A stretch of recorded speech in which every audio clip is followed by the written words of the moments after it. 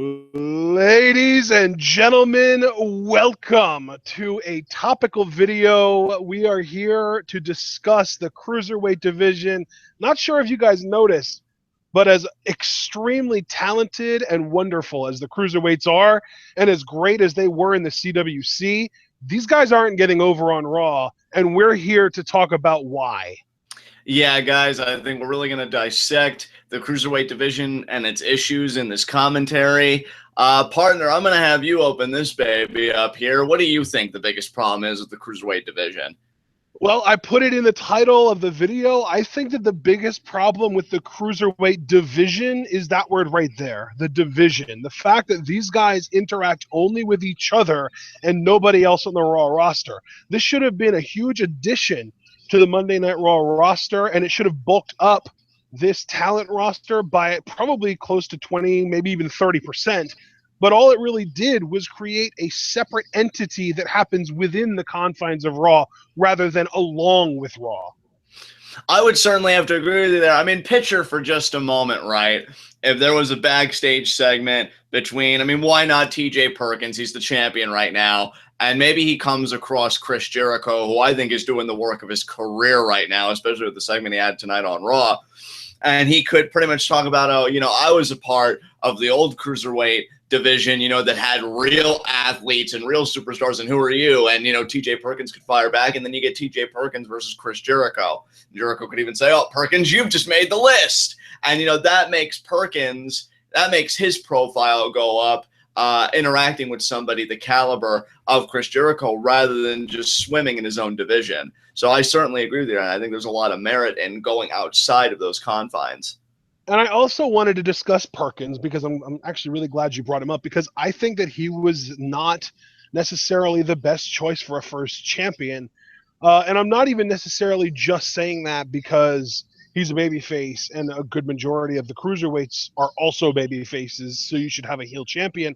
I think that the WWE wouldn't have wanted Perkins to be the Cruiserweight champion going into the Cruiserweight Classic. I think that call to make him the champion was an audible because of Ibushi and Zack Sabre Jr. not signing to the company. I will agree with that contention. My thing with Perkins, I like the decision at the time because I think it immediately creates a distinction from the Cruiserweight division and the nostalgia we may have from, like, say, late 90s into like 2007 when the belt was retired, at least in WWE, from high flyers and hashtag flippy shit to a more technically sound kind of guy. He uses a knee bar submission for his finish. So I like the choice in that respect. But I think where Perkins is really hindered, where a lot of Cruiserweights are hindered, even guys that I love and I want to see succeed, where is the substance? I have said repeatedly, on commentaries, whether we're previewing a show like Clash of Champions or what have you, that Brian Kendrick is the most defined character on that division. Like, he has a story. I'm 37 years old. This is my last chance. I'll do whatever I can to make this chance succeed. He's clearly definable. What is everybody else? And maybe Perkins, you could say, oh, he was homeless. It's kind of a rags to riches kind of story because now he's Cruiserweight champion. But really, where are the substantive characters? Where is the depth? Where is any of that? Because if you're just counting on these guys to go out and put on great matches for however long you've got them slotted in for, that's not something to me that's going to last. So I think we need more clearly defined characters, and I think that's something that really hurts Perkins. Yeah, well, as far as Perkins goes, I think another really big problem is that A, people don't know him, and B, there's nothing about him that makes people like him. He has a few moves in his moveset that can kind of pop the crowd on occasion, but he doesn't really have any definable traits that make people really want him to win. And because of that, and because he comes into the division as the champion, dabbing on people and being arrogant, people are being driven away, and he's almost being viewed by casual fans as heelish. And I'm so glad you brought that up, because I think what arises with that, right, is a kind of dichotomy. Because you hear the story of, oh, there was a time I was homeless and I worked so hard to get here. And that, in this day and age, when a lot of people actually know the frightening reality of homelessness and what it means to struggle on a regular basis, he should be kind of the everyman of the division. He should be the hero of the division. And yet he goes in there, and I have no problem with TJ Perkins. I think he has one of the best themes in the Cruiserweight division. I will give him that. But he goes in, he works a heelish style, to your point, where like, oh, he's got somebody and a hold and make it look easy. If that's not a heel catchphrase, I don't know what is. And he's, like you said, dabbing on people and this and that. It creates a dichotomy. So it's a guy who's this, but then he goes and he acts like this. And I think that just leaves people kind of in a state of inaction. Do I cheer or do I boo? Because he's definitely arrogant, but he's come from humble beginnings. So I don't know. I legitimately believe that if the WWE knew from the outset of the CWC that Zack Sabre Jr. and Kota Ibushi would not have been signing a Raw contract, Brian Kendrick would be your Cruiserweight champion right now. And the reason I say that is because I think that they taped everything up to what happened on the live special months before the live finale even happened. So when they were doing all those tapings, they had Ibushi and Sabre Jr. They were probably planning on having them be in the finals and having ZSJ win the belt. And he would have been a great heel for the division because he's kind of a counter and all of the, high flying and lucha and stuff that you'll see in the division. But when the live finale rolls around and Ibushi and ZSJ both made it perfectly clear that they were not signing with the company, the audible had to be called, and those guys had to put over two guys to be in the finals, and then WWE had to choose between an extremely exciting luchador who doesn't speak English and TJ Perkins, and they went with the guy who can speak the native tongue. Yeah, and I can even confirm for you, at least in my opinion, that they did call an audible, and that, the tapings and the live show, they had to make the call, because when Brian Kendrick was eliminated by Ibushi, he said in his post-match kind of exit interview, I hope Kota Ibushi goes on to win it all, because now that Daniel Bryan's retired, Kota Ibushi is the best wrestler in the world. Now, I don't think you'd have Kota Ibushi put over to that degree unless you thought he was signing, and then he turns out not to be signing. Kind of shot yourself in the foot there. So I totally agree. I think they had to scramble with what they had. And again, that's not to denigrate Perkins by any means, because I think performers are just one aspect. The way the division is handled creatively, I think, is an entirely separate facet of it all. But yeah, I definitely think they had to scramble and make do with what they had. So another name that I want to toss out there, John, that I want to know where he is and why he hasn't been associated with the Cruiserweight division at all, is Neville. He is on the Raw roster. He isn't injured. We've seen him compete. He's competing at house shows. Why is he not in the Cruiserweight division? I don't know, unless they're, and I highly doubt it, unless they're saving him to return and immediately get in the mix in some kind of storyline or something. I don't know where the hell he is.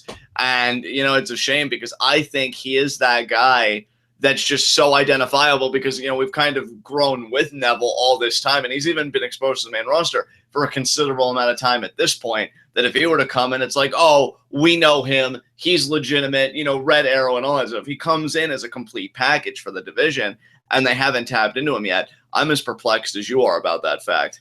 And guess who is wrestling a 265-pound monster tonight, who's also a cruiserweight? Who's that? Sami Zayn. Yeah, I gotta say, my friend James even said, Sami Zayn does meet that weight requirement. He should be in the Cruiserweight division. And hey, the only reason I agree with that, because you've heard my opinions on Sami Zayn, I'm talking my objective opinions, not Johnny Scumbag, is because they clearly have no intention of doing anything substantive with Sami either. He lost to Chris Jericho at Clash Champions, and I guess that was the end of the feud, right? Because they didn't even interact with each other tonight. So Sami, to me, and it's been this way for a while now, and it's incredibly frightening, given his babyface potential, is kind of in this limbo, just drifting from one feud to the next. If you want to give him something consistent and substantive, I agree with you. Put him in with the Cruiserweight division. Have him be kind of the Rey Mysterio, at least of the Ruthless Aggression era, of that division, where he's chasing that title against a heel, preferably Brian Kendrick, and then he finally wins it and goes on a decent run. Because they're not doing anything else with Sami at this point, so why not?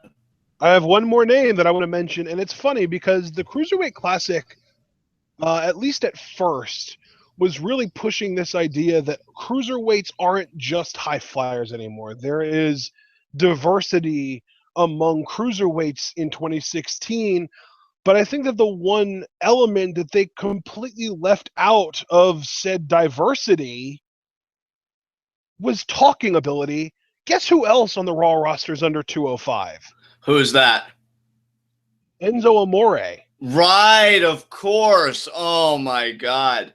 You put that guy in the Cruiserweight division, and you have what I've been saying has been sorely lacking, with the exception of Kendrick. That's characters. I still think Enzo, despite how tired like his promos may have become on the main roster, this and that at times, is one of the best talkers in the WWE right now. You just got to keep it fresh, and him working with cruiserweights would definitely keep it fresh. I agree. That's another brilliant move they could make.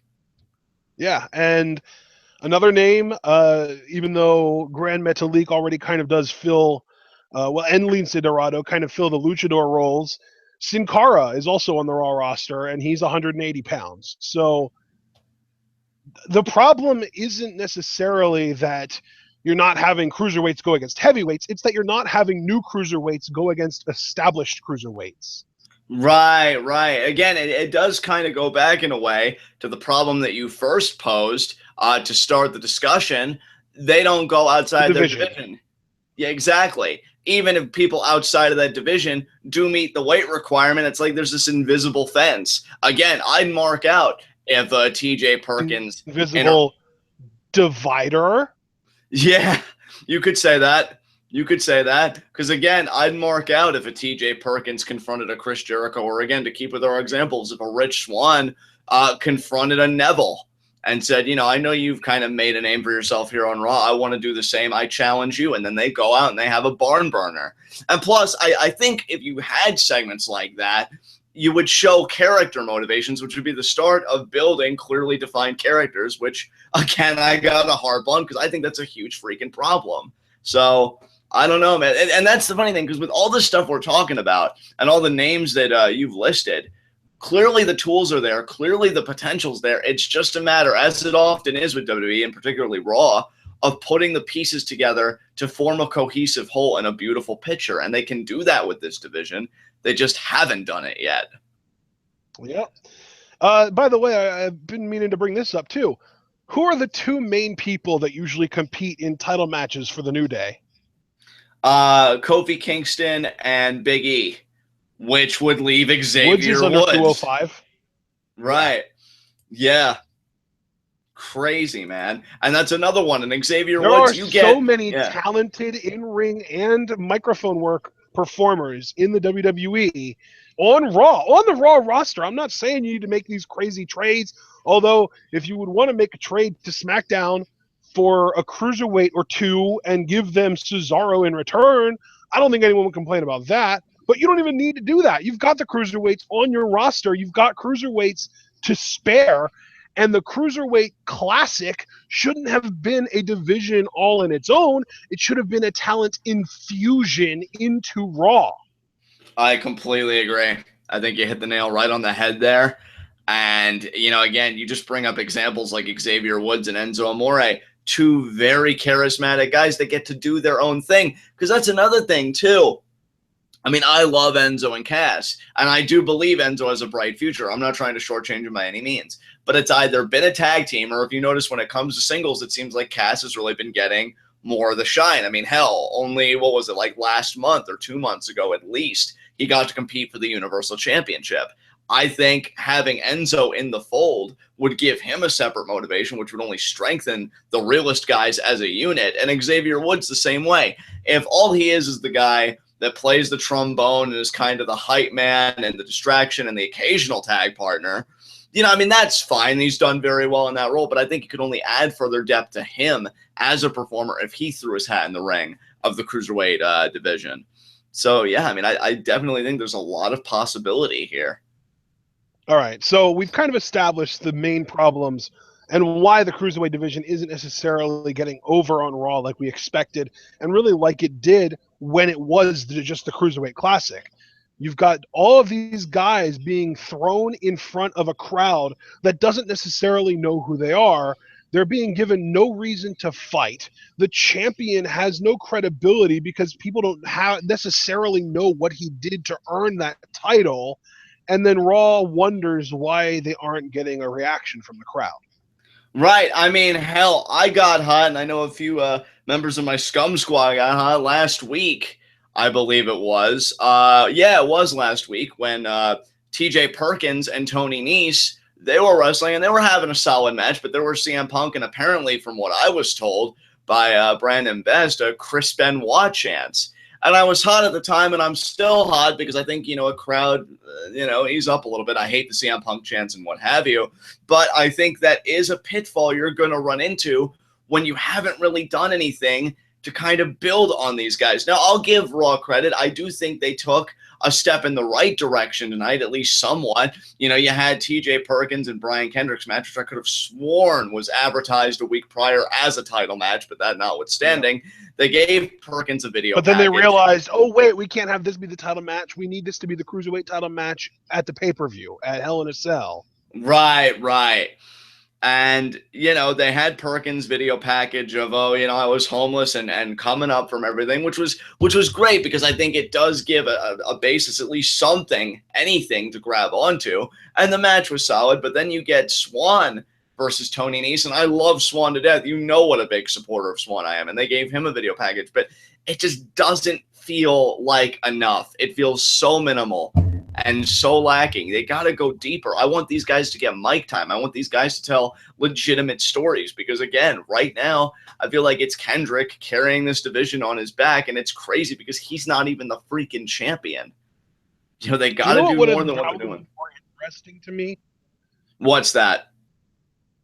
If TJ Perkins, by winning the Cruiserweight Classic, rather than just being given the Cruiserweight Championship, if he would have been inserted into a multi-man match on Raw with established Raw talents like Neville, like Zayn, like Enzo for the championship. That would have been cool. Yeah, I think I could sign on to that for sure. You could use that as a way to establish your first champion. And quite frankly, I personally think that the biggest issue with the Cruiserweight Championship right now, other than the fact that there's no sort of measuring stick to say, oh man, TJ Perkins, he's awesome because he beat this other guy that I actually know. It's all just, oh, TJ Perkins won the championship in a tournament, I guess. Okay. Right. And now he's beating other guys that he beat in that tournament to keep his title. It just doesn't really make sense. But other than that problem, I think the biggest problem really is that the title's on a babyface. Cruiserweights, in their nature, are going to be babyfaces because they're exciting. Cruiserweights in general are going to pop the crowd because, when you get smaller like that, chances are you're going to compensate for your size by jumping around and being flashy and exciting and getting the crowd into you. Right. So immediately when you've got a babyface champion like TJ Perkins, you run into the wall of, okay, now who does he defend it against? Okay, now who does he defend it against? Okay, now. And you just keep running into, and really so far he's faced one guy with the title being even in the picture, and that's Kendrick, and he's faced him twice, beat him once in a title match, and now lost to him in a non-title match, which is going to set up another title match, which I'm hoping Kendrick wins, not because I think Kendrick is better than TJ Perkins. I don't necessarily think that. But because I think that you need to have a heel champion so that all these baby faces in the Cruiserweight division have a final boss, have an obstacle that they need to overcome in order to reach the pinnacle of the division.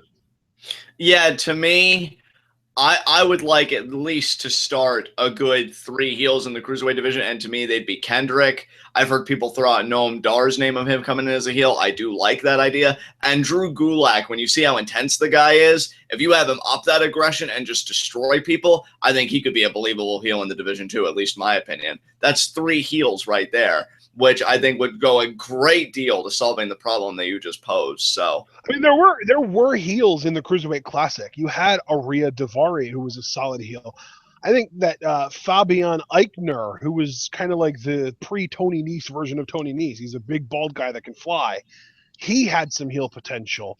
There were guys in the CWC who had potential as heels, but I don't think any of them signed other than Kendrick. Right.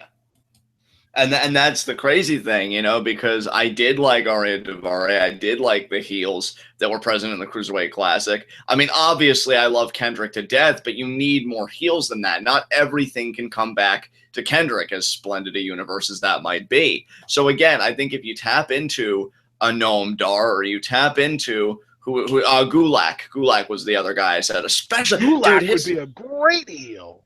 Yeah, dude, that's what I'm saying. Because if people remember his Cruiserweight Classic performances, that body scissors like dragon sleeper he had going on, and with how he cranks on it and how his body be a killer. Dude, I don't know if you heard this, but apparently the WWE didn't even want Gulak as a wrestler. They wanted him as a coach at the Performance Center. How insulting is that for a guy that talented, that intense, that passionate about his craft, for them to be like, we don't think you're a good enough in-ring performer to actually do the in-ring performance, but we think you're technically savvy enough to teach our actual stars that we want to be on TV how to do it better.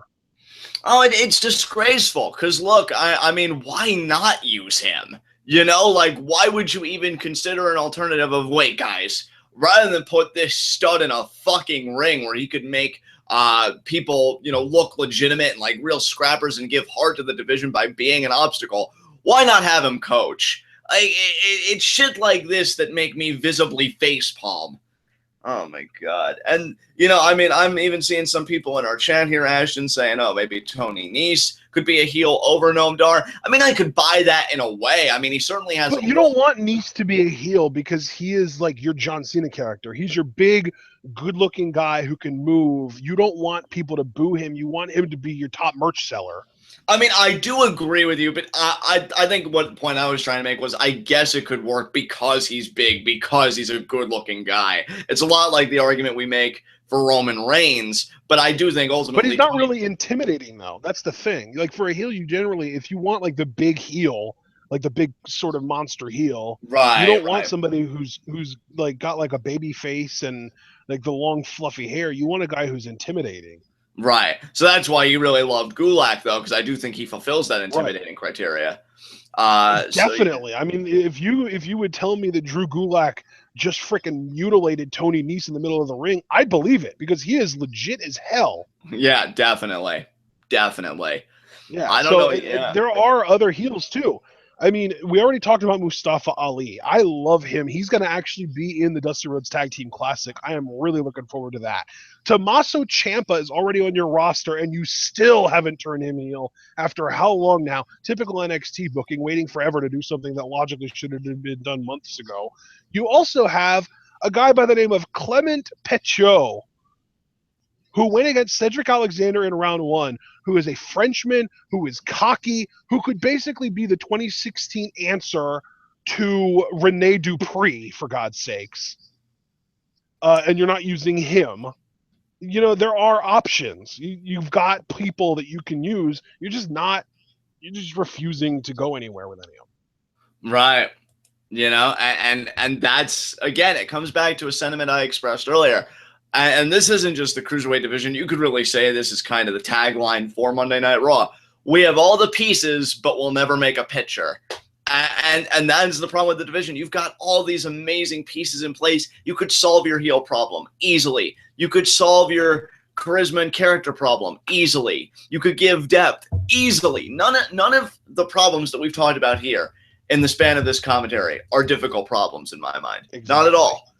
I think they just take some of the metaphorical elbow grease, some freaking effort, know how to place. I mean, the way they even debuted the Cruiserweights, what they did tonight with them was fine. But the way they debuted them, you waited till the third hour on a Raw that, if I remember correctly, was pretty much dead in the first place. Not really that much of a significant Raw. They should have, in my mind at least, opened the show. Or at least main evented the first hour. Well, I mean, and even then, on that first show that you're referring to where we had the four-way match to determine the number one contender, we didn't even see the Cruiserweight champion. Like, the Cruiserweight division debuted, but the Cruiserweight champion didn't until the pay-per-view. Yeah, and it's so funny too, because there was like a WWE.com exclusive where Triple H was with TJ Perkins, taking pictures by the trophy and everything, and he's holding the title. And Triple H even jokes with him, "Oh, I hope you don't have plans, on your Monday nights." And TJ Perkins is like, "Nah, wrestling's my life." A great soundbite, right? And yet the first Monday that he's supposedly supposed to work, no days off for you, he doesn't show up, and it's the debuting of the division. Again, visibly facepalm. Jesus Christ, it's not that hard. And I'm a guy that I have my moments where I'm certainly not the brightest bulb in the box, but even I could have told you to do that. Good God, man. It's not that hard.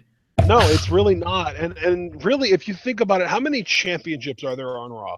We've got the Cruiserweight Championship now, Women's Tag US World. Am I missing any? I don't believe you are, my friend. I think you're good there.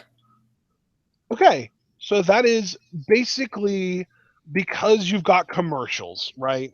Well, you know what? Let's not even include commercials because the commercials are going to happen intermittently anyway. Raw is a 3-hour, 15-minute program. You could be dedicating almost 40 minutes of TV time to each one of your 5 so-called divisions. Your cruiserweights, your women, your tag teams, your US, your mid-card title, obviously, and your main event. Or even if you wanted to toss in sort of an extra division, again, using hard quotes here, and just use that for like Braun Strowman squash matches and undercard stuff, or just kind of distribute it as you please to everywhere, that's still over 30 minutes that we should be seeing for the women and for the cruiserweights and for the tag teams. And yet we get one tag team segment a week, one women's segment a week, plus a 2-minute Nia squash, and maybe 2 cruiserweight segments that get like 10 minutes each a week.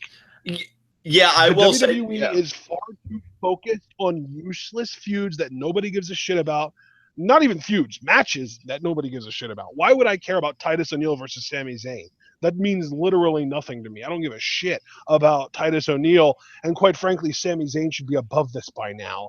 And they choose to give that time to that rather than developing your cruiserweight division or even your women. Since the women main evented tonight and got like 20 minutes, you could have had another women's segment earlier on in the night that didn't involve cringy-ass promos.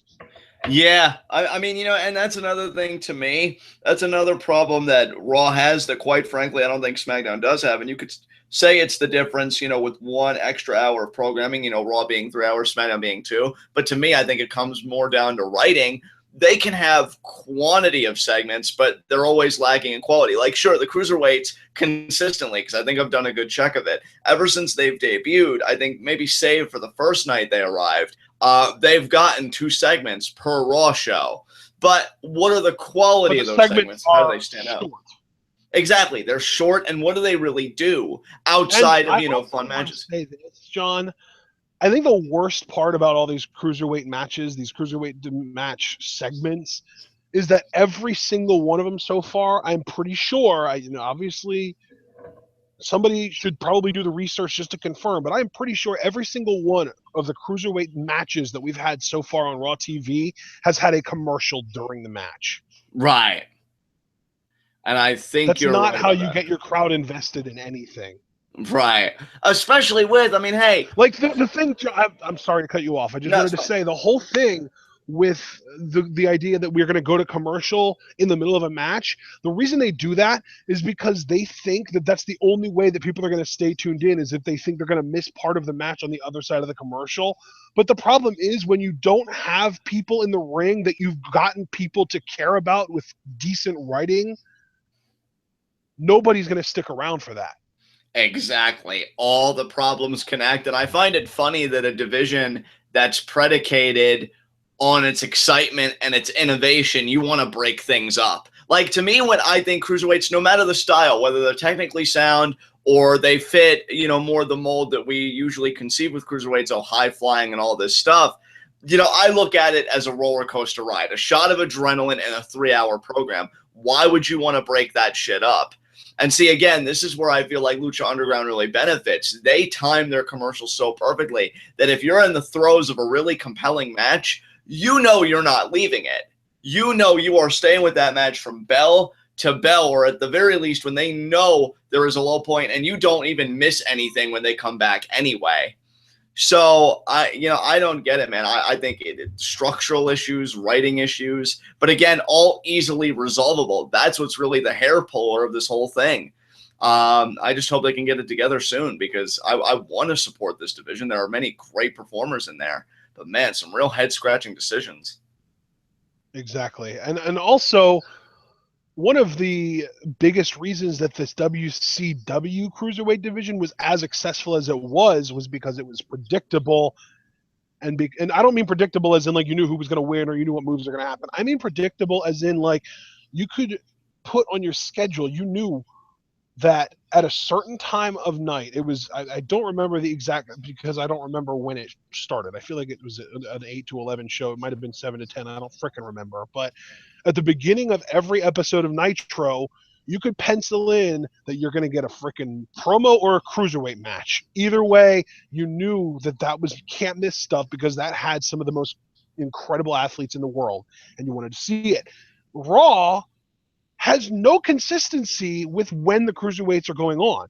It's at 10:30, it's at 9:15, it's at 9:45, it's at 8:45. You never know when the cruiserweights are going to be on, and that doesn't have the effect that the WWE probably thinks it will, where someone just watches the whole show to see the cruiserweights. It has the opposite effect, where people end up missing the cruiserweights and then not caring about anything else on the show. So just to kind of neatly package everything you just said, you feel like one of the best ways WWE could move forward in building a rapport between the audience and the Cruiserweight division is giving the Cruiserweights their own clearly definable block. Like, for example, the Cruiserweights own the second hour, hypothetically. Okay, yeah. Yes. Yeah. It would be freaking brilliant if you tell your audience, listen, guys, every week at 9:45, we're going to have 2 consecutive cruiserweight matches. The first one is going to go probably 10 or 15 minutes, but don't change the channel because as soon as we come back from that 9:56 to 9:59 commercial block, we're having another cruiserweight match and it's going to blow your freaking mind. That's how you retain viewers. Right. I think it's just conditioning. I don't want to say expectations, but I mean, yeah, so they know when it's coming. So they know when that viewership really matters because they can always expect them consistently in this particular block. If it's broken up, I mean, I don't know if they're still in an experimental phase and maybe in the future they'll settle on, a time to give them because on most Raws, I'm used to women being kind of like the semi-main segment or in the latter third hour, somewhere around there. Say for tonight, they actually main evented. Maybe they'll get to that place with the cruiserweights where they're just associated with a certain block. But yeah, I mean, I agree with you. You get them that association, you build that rapport. This way people know, okay, I've got to tune in at this time because this is the stellar cruiserweight match of the week. And you could devote that block also to the stories and the rivalries and everything dealing with the cruiserweight division. Just make it theirs. I think it's a great idea. Yep, exactly. All right, ladies and gentlemen, I think I am about out of things to say. John, do you have anything else that you would like to say regarding the cruiserweights or even just Raw tonight in general, if you have something to say about that? No, I don't want to remark on that because, we're on hiatus and I want to keep this purely on the cruiserweights. I love the division. TJ Perkins and Brian Kendrick, it was a solid match tonight. I think because, again, we have a clearly definable heel and character in Kendrick. I loved your suggestion of creating like this association between a block of time of the Raw product and the Cruiserweight division, like hour 1 or 2, is Cruiserweights, and, building that rapport. I think it's an excellent idea. The writing needs to be improved and a bunch of other issues that we address. But again, I can't emphasize enough, they are all easily resolvable, and there's so much potential in this division. I love cruiserweights. I always have. I want these guys to succeed, and it's not even that steep of a climb. You just got to put your best foot forward, and really what it comes down to me is one word, common sense. So there you go. Exactly. We have a Johnny Scumbag request in chat. Would you be interested in filling that request? Let's see. Titus, I don't know exactly what they're asking for, but I'm going to try and scratch that itch. Hold on. You failed, Titus! You failed! I think that'll do. Ladies and gentlemen, be sure to leave a like if you agree with what we have to say or if you enjoyed listening to us talk about something that we're passionate about. That being said, be sure to stay tuned because Wednesday is Lucha Day. Live reactions and TwitWow followed by NXT TwitWow. And this coming Sunday, No Mercy. Hope you're looking forward to it. I know we are. And as I said, stay tuned.